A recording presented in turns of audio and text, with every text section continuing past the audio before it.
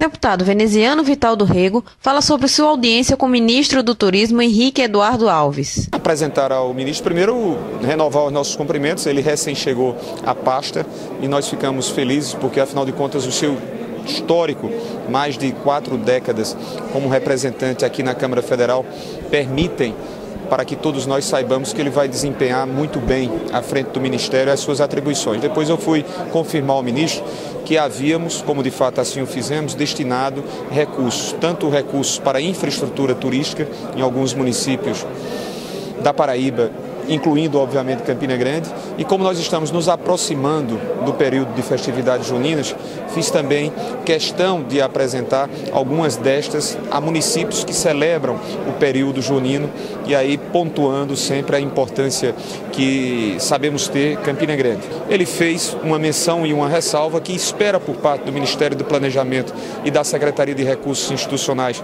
a liberação para que o Ministério apresente e abra para que cada um dos interessados, no caso, os diversos municípios, os seus respectivos projetos. Então foi um encontro importante, um encontro para renovar o compromisso de relação que existe entre nós, da bancada do PMDB aqui no Congresso Nacional e o Ministério do Turismo, ao tempo que reforçamos as nossas preocupações em relação aos municípios da Paraíba.